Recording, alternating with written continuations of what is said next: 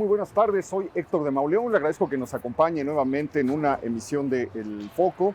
Le doy la bienvenida, como cada semana, a Beca Duncan. Hola, ¿qué tal? Estamos con dos exploradores urbanos caminando por calles de la Colonia Juárez para hacer un programa dedicado pues, a hacer crónicas de la ciudad perdida, que es lo que nuestros compañeros Andrés Guzmán, Oscar Blanco, se dedican a hacer con muchísimo éxito en las redes sociales. Con muchísimo éxito, en realidad, nos han ido develando pues, esa parte de la ciudad que ya se fue, que ya se perdió, y que estos dos exploradores urbanos han ido detectando, registrando y compartiendo con muchas personas que los siguen. Nos han hecho el honor de acompañarnos en esta ocasión para guiarnos por un recorrido de la ciudad perdida que se encuentra en los alrededores de la Colonia Juárez. Estamos precisamente caminando, acercándonos al número 9 de la calle de Atenas. Atenas 9, decía el radio, el comercial de radio de muchísimos años, durante muchísimas décadas. Este fue un templo de la noche, usted debe recordarlo. El cabaret El Patio aparece en muchísimas películas del cine mexicano. Yo recuerdo una escena inolvidable de Tintán con Marcelo en El hijo desobediente, donde después de muchas peripecias, Tintán muy joven, una de sus primeras películas, acaba debutando en El Patio. Lo viene a ver su papá, lo viene a ver Delia Magaña, que es su novia, y hace un número sensacional con Marcelo. ¡A España, va negro! ¡Venga!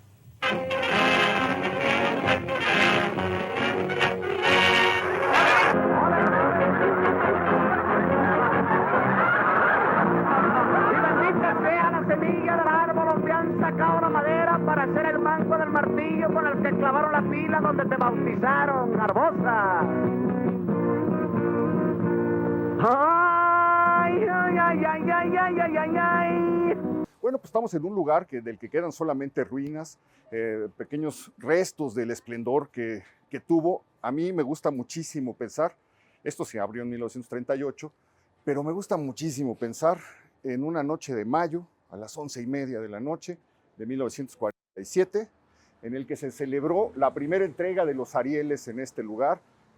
Imaginemos que entra una de las nominadas, una de las grandes actrices nominadas a un Ariel, que es Dolores del Río, a la mejor actriz. Entra Roberto Gabaldón, nominado como director de la mejor película. Entra Domingo Soler, nominado como el mejor actor.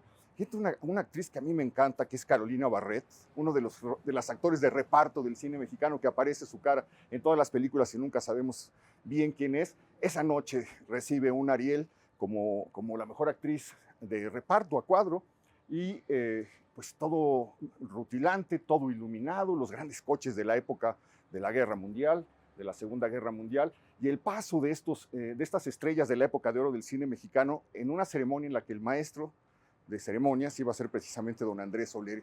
Imaginémonos lo que era eso en este lugar, que tenía unos balcones, era como un claustro, ¿no? Sí. Tenía unos balcones para que la gente pudiera sentarse ahí a cenar. Había un consumo mínimo.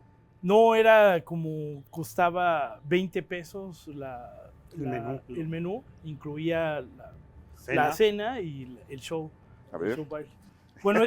Bueno, antes que nada, gracias Héctor, gracias por acompañarnos. Gracias, Beca. Pues es que yo te iba a comentar antes de que esta historia del patio no comienza aquí, sino empieza en El Retiro. El Retiro fue propiedad de Vicente Miranda y Conchita Vélez. Tú has escrito en tus libros sobre la Plaza de Toros de la Condesa, estaba ubicado enfrente, en Valladolid. A un lado de donde es el Palacio donde estuvo el Palacio de Hierro Durango. Entonces, platicando con Andrés, decíamos que en El Retiro se presentaba nada menos que Toña la Negra, Pedro Vargas y Agustín Lara. Imagínate ese cartel. No, pues una bomba, ¿no? ¿Estamos hablando de qué año? 1926. Del 26. Porque Vicente Miranda es muy famoso porque él inventa el caldo tlalpeño. Él era del origen de Tlalpan, entonces se le ocurre esta idea para alimentar tranvarios. Nos habían dicho que había sido una cruda de Santana. Exacto. Bueno. Porque él tenía una casa de verano ahí, porque le gustaba ir. Y ir. en una cruda pidió que le prepararan algo. De hecho, le gustaba ir en Semana Santa, ¿no? Eran esas fechas en las que se celebraban las peleas de gallos allá cuando Tlalpan era pues todavía un pueblo. Pues digo la historia, porque en El Retiro se servía caldo tlalpeño y aquí también en el patio se servía caldo tlalpeño. Y también hay que recordar la historia que se inaugura efectivamente el 12 de octubre de 1938 y con un menú que se ofreció en Francia en la casa del Eliseo, que se ofreció a Jorge VI y a la reina Elizabeth. Se replicó el menú, costó 20 pesos, incluyó langosta y el presentador fue el famoso Dr. IQ. No sé si Sí, claro, sí, ¿no? De hecho, aquí se grabó alguna vez los programas del Dr. IQ. Y aquí a la vuelta A la del vuelta. cine. No sé si en el cine Bucareli. No sé si ustedes lo recuerdan. El Dr. IQ, bueno, pues fue una época de la televisión mexicana. Abajo a mi derecha, una dama doctor, ¿no? Sí, exacto. Sí, el famoso Dr. IQ. Y entonces despegan el 38 y el matrimonio de Vicente Miranda y Conchita Vélez cierran el Retiro porque esta era la modernidad, esta zona se empezó a proyectar. Y recordar que antes era el patio andaluz, era de Azcárraga. Exactamente.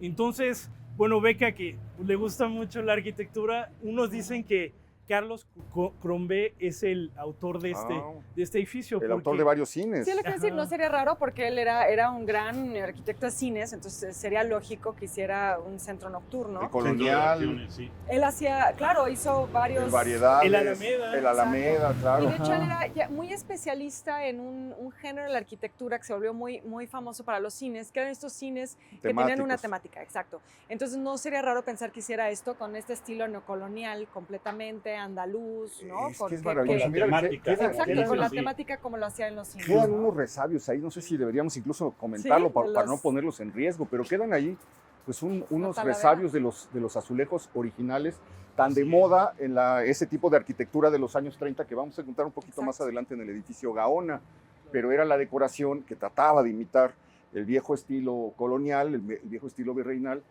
echando mano de una serie de elementos actualizados, ¿no? Exacto, sí. Y además los azulejos también muy de la arquitectura andaluza. Claro, y el patio andaluz tenía, ustedes, los baños estaban ahí en esas ventanas. Aquí ese era como el más de servicio a la orilla y uno entraba por esta y aquí estaba el vestidor. Entonces, el patio andaluz originalmente tenía una fuente, la quitan para darle mayor amplitud. Pero fue fabuloso y luego en los 40 hay una remodelación y hacen una concha acústica y hacen claro, hay unas fotos por ahí. Sí, en los 40 y hacen algo de la modernidad que giraba el escenario. Entonces mientras con una orquesta, exacto, para que nunca dejara de sonar la música. Y también sacaban una plataforma para que los artistas interactuaran con... Bueno, creo que vale la pena, ahora que decías que el Retiro lo cierran y deciden moverse a esta ubicación porque en ese momento ya estaba de moda, creo que hay que recordar un poco el entorno en el que estamos y por qué se convierte en una zona de moda.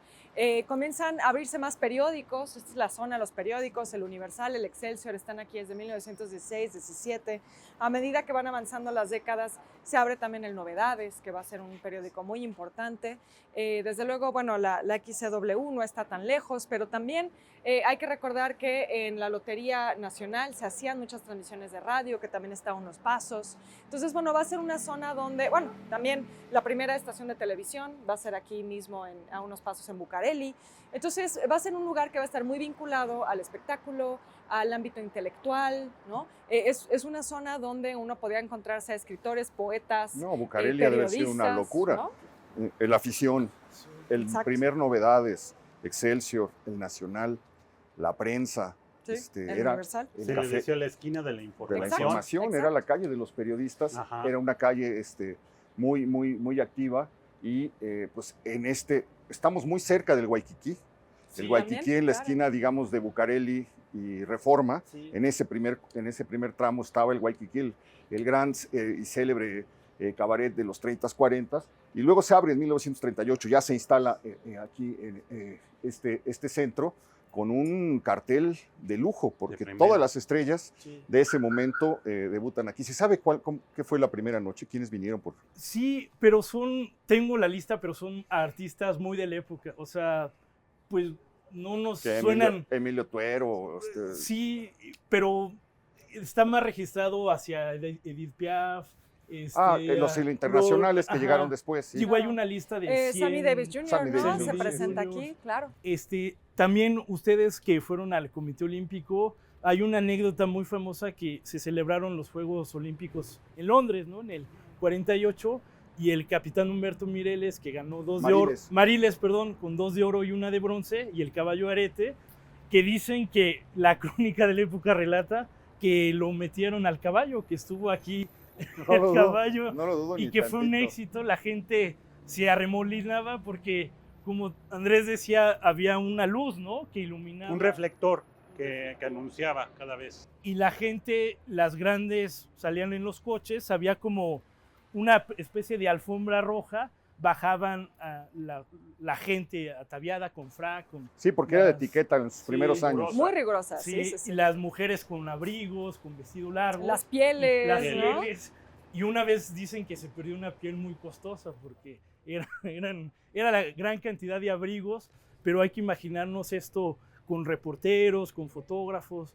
Aquí estuvo todo el esplendor de esa noche. Bueno, no lo mencioné, pero es La Barraca, la película que se gana el Ariel, la primera ceremonia del Ariel, que recoge películas del 45 y 46, se celebra en 47, se la gana La Barraca, esa película extraordinaria basada en una novela de Blasco Ibáñez, pero la mejor actriz es Las Abandonadas, porque está nominado, o sea, compiten Gabaldón con el Indio Fernández. Son los aspirantes a llevarse el primer Ariel, se lo lleva Gabaldón, pero por la película Las Abandonadas lo gana Dolores del Río. Y creo que es la ópera prima de Roberto Gabaldón.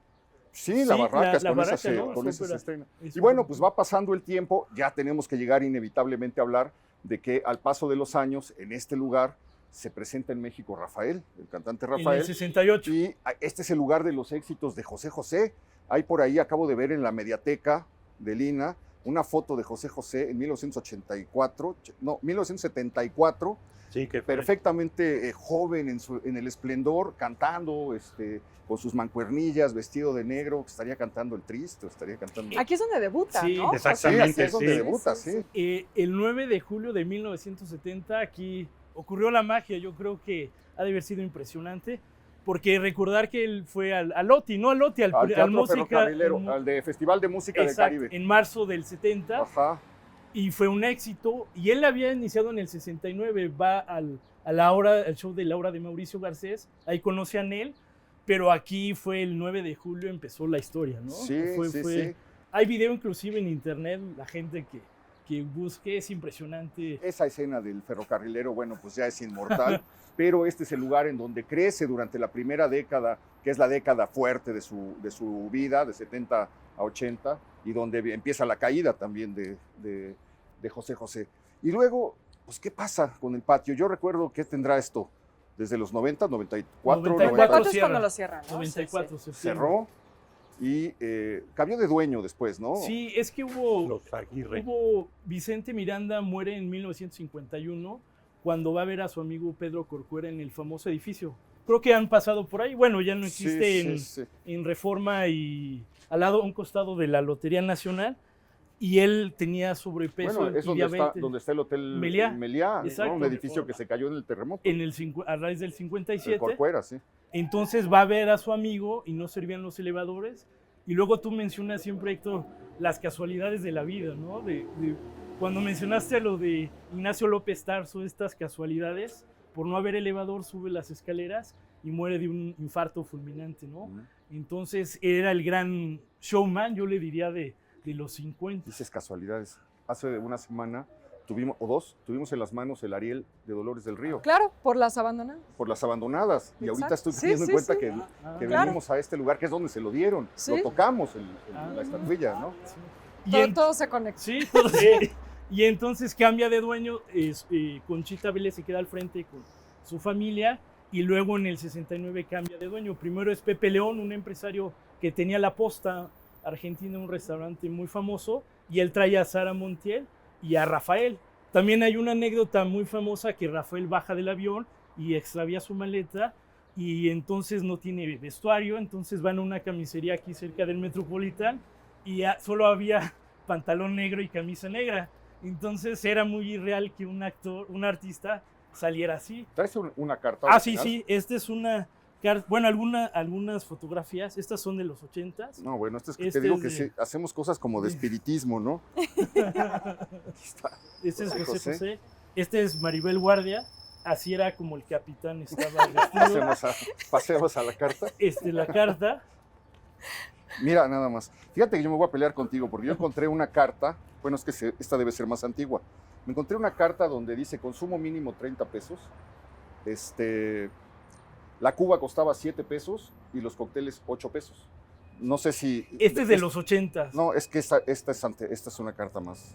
Y ve la variedad, había poco, ¿no? Eso Hay también poco habla surtido, ¿no? del México Sí. cerrado, ¿no? Pero además también, sí, esta es la de pocas vino, sí. importaciones, ¿no? Pero además, pues finalmente era más un bar, ¿no? Que un restaurante. Bueno, aquí les compartimos a ustedes la otra carta, la carta antigua, una Ajá. carta antigua, donde efectivamente ves que los platillos son de langosta, Sí, sí. cuesta 25 pesos el platillo más caro, hasta platillos de 10 pesos.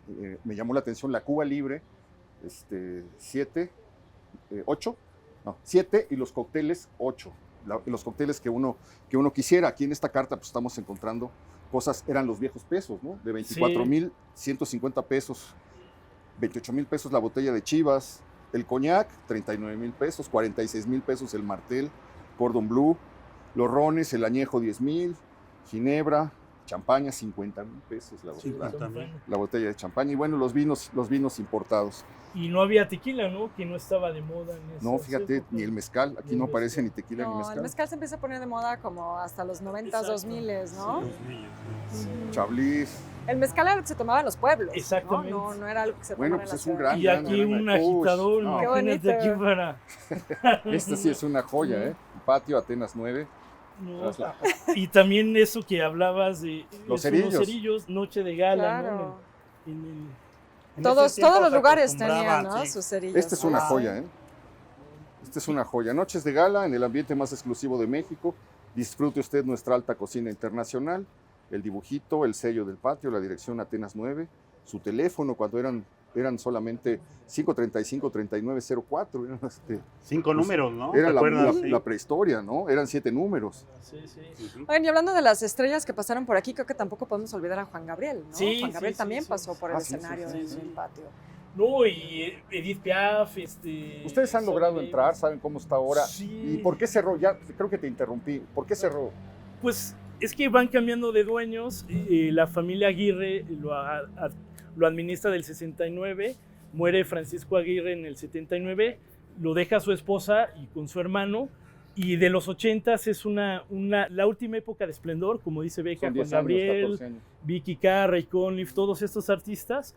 Y en el 94 parece que unos dicen que hubo presiones políticas y también parece que cambiaron los gustos, que el aforo daba para 1,800 personas Oh. y no era demasiado, entonces el premier estaba en el sur, los conciertos se fueron abriendo y parece que ya no era rentable. Sí, Eso creo hubiera que sido un también lugar para Laboratorio. conciertos. podría ¿no? ser un lugar para conciertos, claro, pero también creo que hay que recordar que esta es una zona muy golpeada por el sismo del 85. También. ¿no? Ahí empieza la decadencia. Sí, entonces quizá eso tenga algo que ver. Y por ejemplo, para que se den cuenta, en febrero del 94, José José, el show costó 220 pesos, nuevos pesos, Febrero del- 294. Entonces, hay dos teorías de quién cerró el patio. Unos dicen que fue José José con El Triste, esa es una idea, y la otra que fue Lupita D'Alessio. Yo había escuchado que Lupita Lupita D'Alessio es la D'Alessio última que sí. se fue el presentó. último. Sí, sí. La noche anterior o la última presentación fue Lupita D'Alessio. Eso sí está como documentado por ahí. Quisiera que viéramos la marquesina. Yo Era tuve- blanca la marquesina. Era blanca. Yo estuve 3 veces adentro. La última vez todavía había sillas. O sea que si uno quisiera hacer un concierto al día siguiente, había las sillas y también las sillas del Retiro estaban acá. O sea, las mesas, porque eran unas mesas de hierro forjado, cuadradas, O sea, el mobiliario de allá se trajeron de algunas. los 20. con el Retiro, con el patio, y estaban las sillas montadas. Había un piano de cola muy bonito y estaba la vajilla y todo montado. Oye, la eso cámara me que hace- se cerró, Sí. pero ya no se volvió a abrir. Eso me hace pensar No en se El planeó. Resplandor, fíjate. Esa escena Es- como de todo montado, Ajá. pero Esperando fantasmas, nada. ¿no? Es que hubo un letrero que decían que se iba a abrir próximamente, pero nunca. Ahora es una pena. Al final lo vendieron y ahorita es de Sordo Magdaleno y pues lo van a. Ah, que a- pensaban hacer un complejo. Es que llama mucho la atención, mira, la Plaza de Toros de la Condesa, que fue pues, el emblema del porfiriato, ahí donde triunfó Rodolfo Gaona, la cierran en 1946. Sí.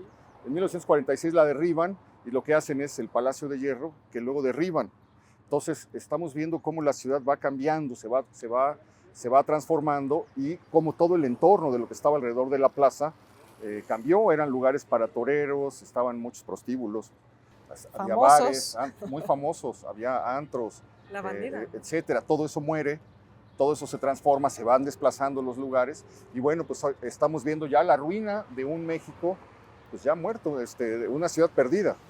Y también como Beca decía, aquí había transmisiones en los 40 de la XCW y la XQK, hacían el switcheo, porque por lo que había aquí no había en ningún lado. Parte. Y también platicando... O sea, digamos, ¿no? En vivo. En presentaban en vivo. vivo. Como transmisiones en vivo, ¿no? Exacto. Y también yo lo que digo que era más democrático, bueno, era costoso, pero a tu lado podrías estar viendo a María Félix, Sí, a claro. Cantinflas, a Fernando Soler, o sea, era Claro. impresionante. A Lupe Vélez por aquí anduvo.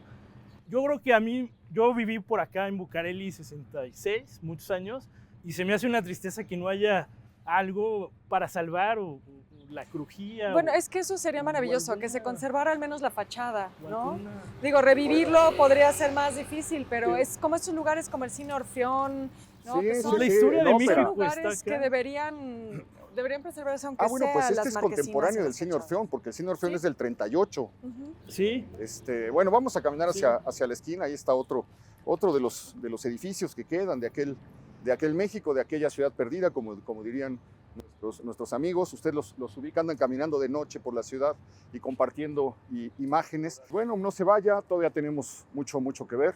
Continuamos.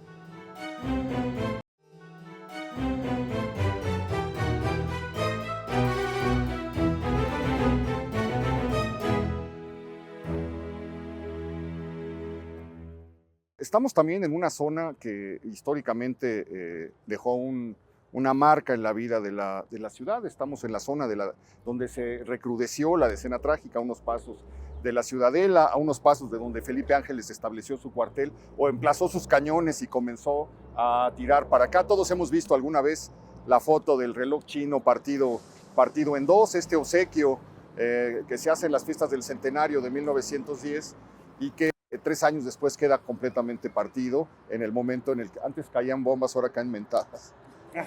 Sigue siendo una zona. Bueno, ¿qué nos cuentan del...? Bueno, este es un reloj que fue obsequio del gobierno chino en 1910.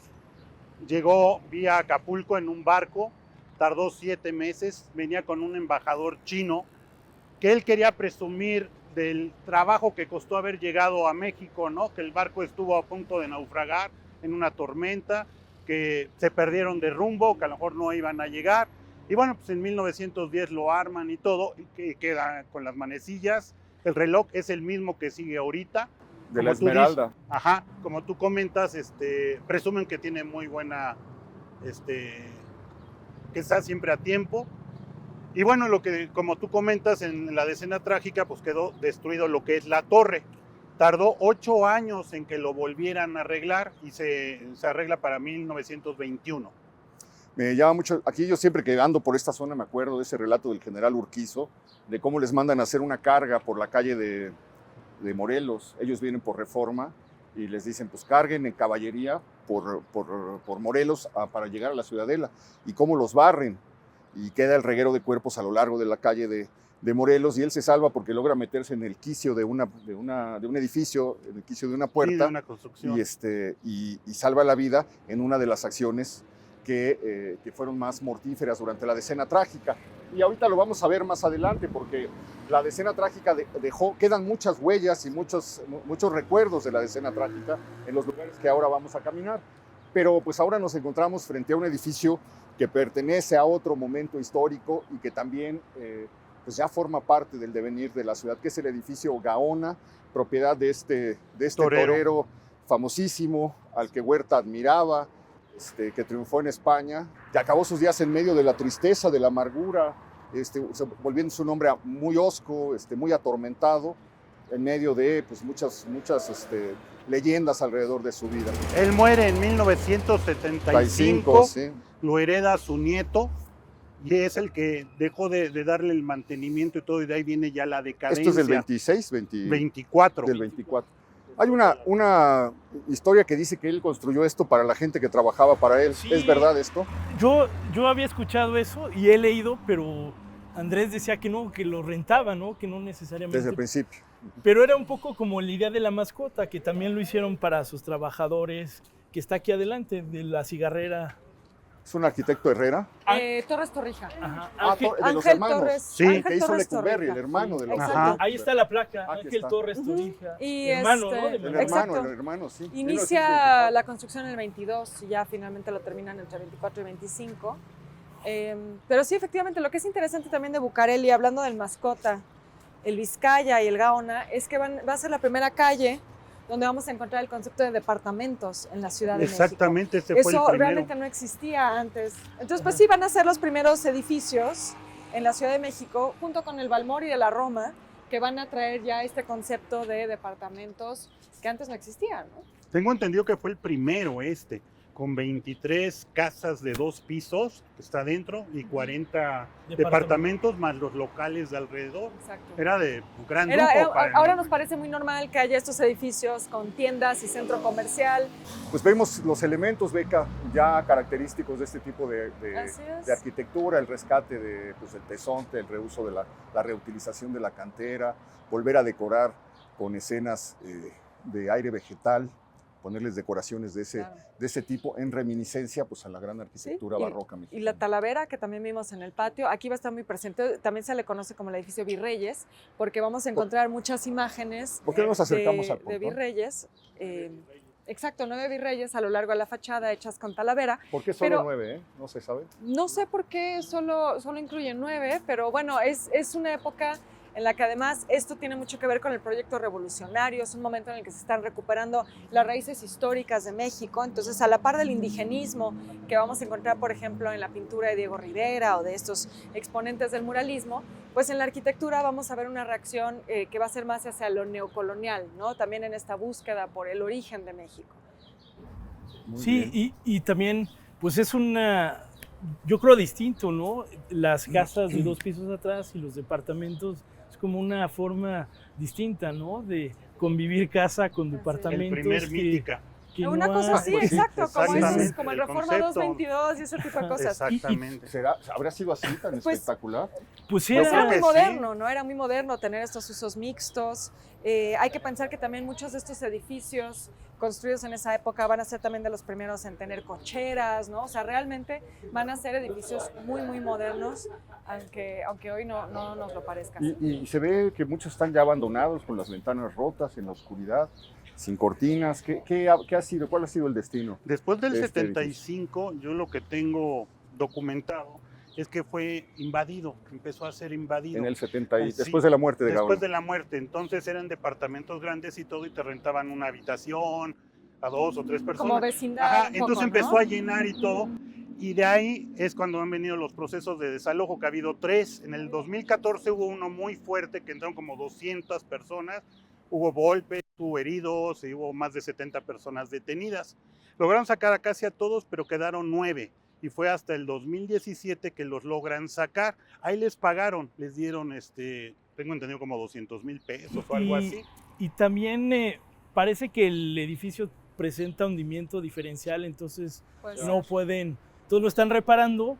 Y también un poco Héctor y Beca comentaban de la zona. En la esquina había una cantina muy famosa, La Grilla, era muy famosa, pero nos sucumbió por la zona. Es una zona. Era una zona de cantinas, estaba ¿Sí? la Mundial, Claro. que era la cantina de Renato Leduc y de todos los sí, periodistas de ese tiempo, luego la Reforma, Pero como los bloqueos y eso hicieron como fueron complicada. estrangulantes. Sí, es que hay que decir Ajá. que esta zona ha sido muy golpeada por eso, ¿no? Por la Secretaría de Gobernación hay muchas manifestaciones. Pues sí. Los plantones que han hecho, que a veces han durado meses, Exacto. interrumpiendo aquí el tráfico y estrangulando a los negocios. Vamos a caminar un poquito hacia allá Sí. para ver las imágenes de los virreyes. Aquí se encuentra una de las pocas imágenes de Hernán Cortés que se encuentran en vía pública. Este personaje apestado, desterrado de la historia, encuentra en el Paseo de Bucareli un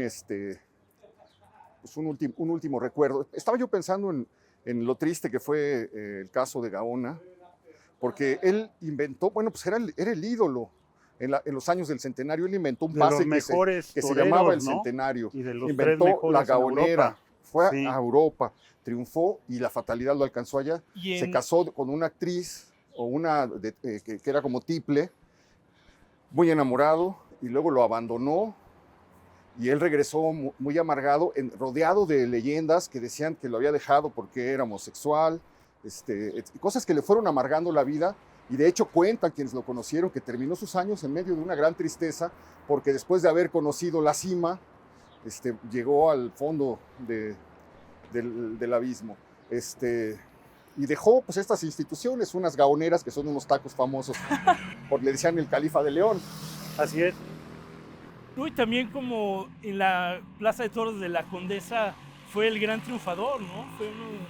Fue un ídolo, ¿no? Con Ponciano Díaz, Sí. otro torero de esos años. Bueno, y recordando personajes vinculados a este edificio, también recordando pues a los personajes de la farándula y del cine, aquí vivió Juan Orol. Juan Orol fue uno de los, digamos, notables vecinos del edificio Gaona, aunque su cine creo que es... Antes de, Gris antes de de, los gángsters. antes de Exacto. empezar a triunfar o ya... No, me parece que ya después de haber Ya siendo triunfado. Juan Orol. Sí, ya En el siendo el número famoso 90. Juan Orol. De Ah, adentro mira, del ese dato no lo departamento, sabía, sí. solo sabía que había vivido aquí. Y también murió amargado. Acá. Bueno, después, voy a hacer un chiste muy malo, pero después de haber hecho esas películas, ¿de qué otro modo se podía haber muerto? Bueno, tiene Bueno, su chiste, también fue de tiene las su- Sí, rumberas, eso- de las películas. Sí, de no, rumba. tiene Claro, su encanto. Él trajo a Exacto. Amalia, Amalia Carmen. Aguilar. Y Trajo Como un Rosita, Ah, humor está. involuntario también Juan Orol, ¿no? Pero bueno, María es de Antonieta los Pons. personajes casó con notables. con Una- ella, con María Antonieta, y Pons. al último con Katia, Ajá. no recuerdo su apellido, que es con la que vivió acá. Era maravillosa sus películas porque, por ejemplo, aparecía un letrero que decía Chicago 1929 y había un paneo y aparecía el Monumento a la Revolución. O luego Ajá. estaban los gángsters en Chicago Sí, hablando sí, en un sí. restaurante y atrás se leía comidas corridas, 8 pesos. De una escena a otra aparecía cambiado de traje.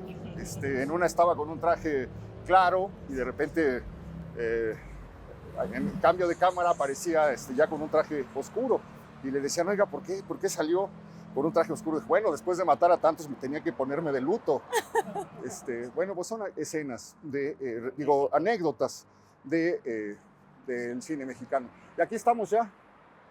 Está el Revillagigedo, precisamente el virrey de Bucareli, que es el creador de este paseo, de este viejo paseo. Era un paseo con 3 hileras de árboles, con camino para los caballos, para las carrozas, para que la gente que anduviera a pie saliera a pasear. Precisamente esta era la hora. Una sombra, Esta sí. era la hora del paseo y pues se le recuerda con ese nombre precisamente por esto.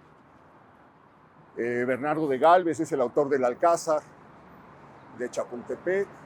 Bueno, el Mendoza, otro que deja un Don notable Luis de legado. Velasco, don la Antonio de ciudad. Mendoza. ¿Sabemos por qué se decidió poner imágenes de los... No de saben los- ni por qué 9 nada más, ni cuál fue el criterio para que fueran Para esos 9. seleccionar. Bucareli pues debe de haber sido, ¿no? Por Sí, la avenida. quizá el virrey de Mendoza por la Alameda y por ¿no? Ajá, todas a las lo cosas mejor que, por ahí que manda a puede ir. construir. Aquí está Hernán Cortés, aquí está el retrato, como decía Héctor, de los... ¿no? Ahí está. Sí, uno de los únicos imágenes públicas que hay de Hernán Cortés en México, tal vez. No solo en la ciudad, son contadísimas, ¿no? ¿Ustedes han localizado otra en la ciudad? No, No, y No se me ocurre. es ninguna. como... Bueno, quizás sabes cuál, pero bueno, es una copia, el mosaico del biombo del encuentro de sí, Cortés y Moctezuma en Pino Suárez. Claro. Sería la Vamos, única otra. pero que ahí se lo me justifica ocurriría. la aparición de Moctezuma. Vamos a darnos la vuelta por aquí, porque sirve que compartimos algo que descubrimos hace unos meses en este programa, en un recorrido con Claudia Marcuchetti, que era algo que no sabíamos, y es que esta es la calle en la que vivió Carmen Mondragón, la muy famosa Nahui Olin, y que la casa se conserva. La casa es la que nosotros la- vimos en una exploración hace poco. es la casa del general decía? Mondragón. Que era lo que comentábamos, ¿no? Es de las pocas que se mantienen, que ha de tener más de 100 años. Sí, pues probablemente de aquí salió esa mañana de 1913 o en la madrugada del 9 de febrero de 1913 para operar el golpe de Estado con Félix Díaz. Y no habíamos encontrado el lugar. Estuvimos, como te decía, hace 2-3 meses y encontramos esta casa que es un milagro que se mantenga en pie. La información que nos dio Claudia es que es precisamente esta la casa en la que vivió Nahui Olin.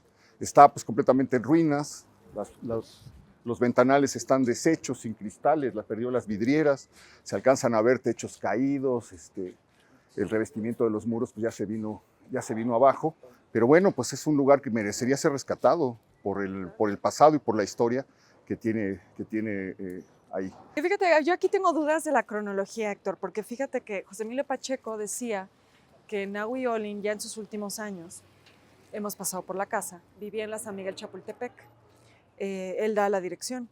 En los años de muerte. Exacto, pero yo he visto fuentes donde mencionan que esa es la casa donde ella vive en su infancia, donde ella nace. Entonces en algún momento la familia debió trasladarse aquí, pero pudo haber mantenido como la propiedad no de sería ambas, raro, sí. ¿no? El lugar campestre o el lugar fuera de la ciudad, fuera de la ciudad, que se usaba mucho, más en las familias acomodadas. Exacto, como la suya, ¿no? Una propiedad afuera y una Exacto. propiedad en el centro de la ciudad. Pero bueno, pues vale la pena conocerla. Y aparte es una de las pocas casonas de este tipo en esta zona, ¿no? O sea, no hay... Que se mantienen, que se quedaron. mantiene, Pero de claro, este porque hay que estilo. recordar cuando se empieza a hacer esta zona en 1906, pues es una colonia de élite, ¿no? Es una colonia de familias adineradas. Bueno, aquí ya es Colonia Centro, ahí era la Colonia Juárez, que era la colonia americana y nueva francesa, sí. ¿no? Aquí es donde, digamos, empieza a desarrollar posteriormente a la primera zona del centro histórico. Exactamente. Bueno, pues sí. vamos a seguir. ¿Hacia dónde nos van a llevar ahora? Hacia acá vamos a pasar donde estaba la CECIL, el Centro Vocacional número 5, la Boca 5. Antes ahí era la Escuela Superior de Comercio y Administración. Hay pocas fotos, a la mejor Beca que es una amante de la arquitectura y de Mariscal, de Nicolás Mariscal, lo hace en 1905. Es muy bonita y estuvo en funcionamiento hasta que cuando se mudan operaciones al casco de Santo Tomás, parece que queda en desuso y en el temblor del 57 queda afectada y la demuele. Ah, sí, pero... En esa esquina. Ahí Hay está. fotos No, muy bonitas claro. de la época y curiosamente también cuando luego Héctor dices que los lugares a veces parece que tienen memoria y se niegan, cuando fue el temblor del 85 también se cayó la Boca 5 y la reconstruyen otra vez. No, pero además es la boca del 68. Sí, Es la boca por la que empieza, por un pleito aquí, precisamente entre los ciudadelos, que eran unos porros de ahí de la boca, como se desata el movimiento del 68. Queda aquí, perdón. No, eso lo iba a mencionar, es en ese momento donde también surge esta famosísima foto de Ernesto Zedillo, que es golpeado aquí en la calle por unos soldados cuando era estudiante del Politécnico. Exactamente aquí a la mitad de la calle. a la mitad de la calle. Exacto. Pues quedan muy contados edificios que pudiéramos ubicar como contemporáneos a la decena trágica o en los años anteriores. Probablemente aquí tenemos un ejemplo, todo lo demás se ha ido. Ya cuesta mucho trabajo imaginar esa ciudadela de 1913 a la que es arrastrado y entregado a la turba Gustavo Madero. Que precisamente acá, ¿no? Lo pierde el ojo, ¿no? Aquí es donde no, ya el ojo ya lo había perdido. El otro ojo. El otro ojo, le dieron ahí un bayonetazo, según cuenta Urquizo. Y donde está el centro artesanal estaba el Estado Mayor presidencial en tiempos de Madero, cuando ocurre el golpe de Estado, que el intento de golpe de Estado, que son expulsados de Palacio Nacional y se vienen a refugiar aquí. Los miembros del Estado Mayor quedan encerrados con el enemigo enfrente y pasa algo terrible, que es pues, la zona queda acordonada durante 10 días para todos los habitantes de las casas que hemos estado recorriendo, quedan en medio del fuego de las bombas que iban de aquí a Palacio Nacional, de Palacio Nacional para acá, de la zona de Reforma donde está el Hotel Imperial, Felipe Ángeles tirando hacia este lado, las cargas de caballería en Morelos, las cargas de caballería en Valderas y las fotos tremendas que deja el archivo Casasola de las paredes cacarizas por la metralla, ¿no? Claro. Y acá, bueno, más adelante había la famosa pulquería La Fronteriza. Hay imágenes de Casasola también, que hay una casona enfrente, era una cantina, si alcanzan a ver los cañones. Todavía sobrevive esa casona, es en la esquina. ¿Es la que está en Valderas? Sí, en la esquina es sí. la que sobrevive. Dice Urquizo en sus memorias, porque él fue miembro del Estado Mayor Presidencial de Madero, que en esa cantina los miembros del Estado Mayor tenían, les fiaban, entonces podían ir a consumir, a cenar, etcétera, y cuando les caía la raya o cuando les caía, ¿cómo se llama? Pues la quincena. Sí, tiene un nombre entre los decena, militares. No. Alguna cosa así, ya iban a liquidar sus cuentas. Pero bueno, pues estamos viendo una zona de gran destrucción, ¿no? Sí, pues solamente se conserva, ahí donde nos comentaba Beca, está la foto de Cedillo. ¿Es ahí en el café? Ahí en el café, ahí está la foto que están los militares. Pero sí ha sido una zona, aquí estaría esta construcción de Nicolás Mariscal, que era impresionante, ya no queda nada. Y se cayó 2 veces, ¿no? En el 57, en el 85. Pues estamos en una zona sí, de pues riesgo para los temblores, pantanosa, ¿no? Todavía, exacto, ¿no? Sí. ¿Caminamos por la Ciudadela? Sí. Acompáñenos.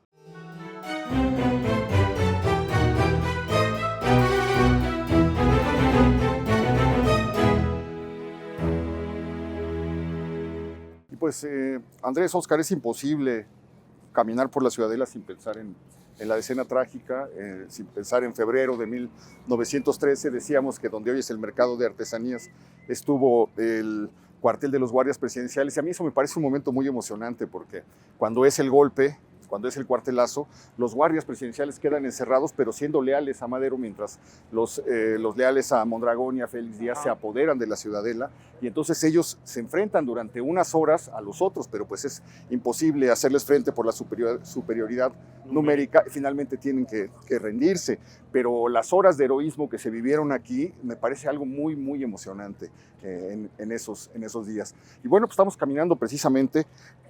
Uno camina por aquí, se imagina cómo habrá sido eso de que le entregan a la soldadesca ebria y eufórica a Gustavo Madero para que lo linchen. Y cuentan cómo arrastraban el cadáver en medio de una plaza que no tenía los árboles. Sí, estaba completamente limpia, como el Zócalo actual, sin árboles, sin nada. Un escarpado, solamente el monumento a Morelos, ¿no? Pero impresionante, como dices, la muchedumbre, ¿no?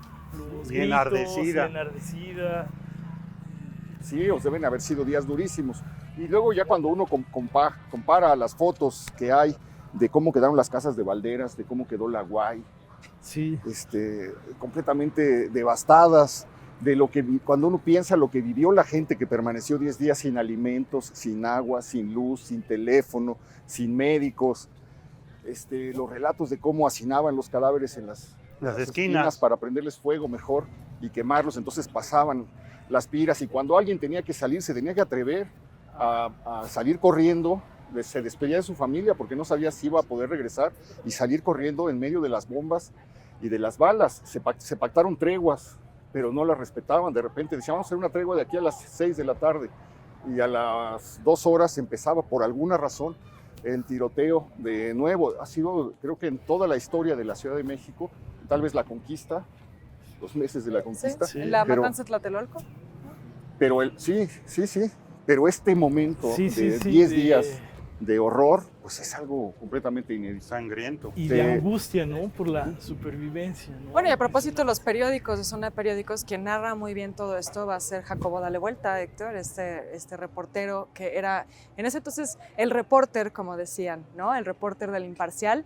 Posteriormente va a pasar a las filas del Universal, pero él, por la cercanía de estar en la zona de la prensa, logra llegar a tiempo y narrar todo esto, y bueno, ser de las pocas personas y los pocos periodistas que lo ven. Como corresponsal de exacto. guerra, ¿no? Y que sí, lo vivió. Él después, años después, lo narra así, ¿no? Que se vuelve un corresponsal de guerra, y que incluso otros medios, otros periódicos internacionales lo buscaban y replicaban lo que él hacía, y lo buscaban a él como la única fuente periodística para narrar lo que fueron esos días en la ciudad. Es un momento terrible. Yo creo que todos Es de esos momentos que todos sintieron la necesidad de dar su versión Sí. y decir, a ver, yo hice esto porque estaban pasando tal cosa. De manera que es un momento en el que hay muchísimos libros de memorias de muchos de los involucrados, de parte de Huerta y de parte de Madero y de parte de todo lo que vino después, que cuentan lo que sucedió. La reconstrucción de esos días, estamos muy cerca de la cárcel de Belén, Sí, donde sí. un bombazo hace que se fuguen los reos y surge la banda del automóvil gris, Exactamente. que sumerge en el terror a la ciudad completa. Pues es un lugar cargadísimo de historia y esos hechos cruciales. 1913 en febrero y 1968, el inicio del movimiento del 68 como preámbulo a la matanza del 2 de octubre en Tlatelolco. Somos parte de las cosas que han ocurrido en este lugar. Dos grandes acontecimientos que salen del mismo lugar. Del mismo lugar y además en un edificio que pues, tiene una larga historia también, ¿no? Fábrica de tabacos. Ajá. Y aquí en la esquina de Valderas, ahí están las famosas estampas de Casasola, ¿no? Y con la fronteriza. ¿Es la casa color pistache? Sí. Esa es de la época. ¿Y la cantina estaba ahí o es donde estaba el Oxxo? Es que el Oxxo era la pulquería La Fronteriza. Ajá. Y después se hizo cantina. Pero ahí están las imágenes. Porque la fronteriza, porque ya estábamos casi en la frontera de la ciudad un poco, ¿no? Por eso también el nombre. Ajá. Entonces, pues es una esquina cargada de... Aquí estaban la metralla, los cañones, se alcanzan a divisar los soldados aquí. ¿Cómo se va preparando? Qué bonita luz hay a esta hora. ¿Cómo se va? Porque como tiene como un aire antiguo. Pero ¿cómo se van preparando las cosas en la ciudad? En la Reforma tiran el convento de San Diego. Cuando tiran la parte trasera del convento de San Diego, nace la calle de Valderas, porque eso eran las huertas del convento. Sí. Entonces se abre la calle de Valderas, se comienza a poblar y durante un momento, Valderas es la calle donde vive la gente acomodada, donde hay las casas elegantes, es un nuevo bulevar que le aparece a la ciudad y va corriendo sin saberlo para encontrarse con la decena trágica y con esos 10 días de muerte y de horror. Se nos acabó el tiempo, no hemos visto ni la mitad de lo que nuestros amigos exploradores urbanos nos habían prometido, pero ¿por qué no le seguimos? Sí. Hacemos un programa nos vemos Con aquí todo dentro gusto. de 8 días, justo en este punto, y bueno, pues nos contarán ya del cine Ciudadela y nos vamos metiendo por estos lugares que caminamos hacia precisamente el convento de San Diego y nos internamos por Pujibet. Sí, Ernesto Pujibet. Por Pujibet, que es una calle también muy, muy interesante. Pues muchísimas gracias. No, al Les contrario, agradezco muchas gracias. muchísimo este recorrido. Gracias, Beca. Gracias, Héctor. Espero se le haya pasado bien. Gracias también a usted y nos vemos la próxima semana. Ya lo sabe, aquí en El Foco.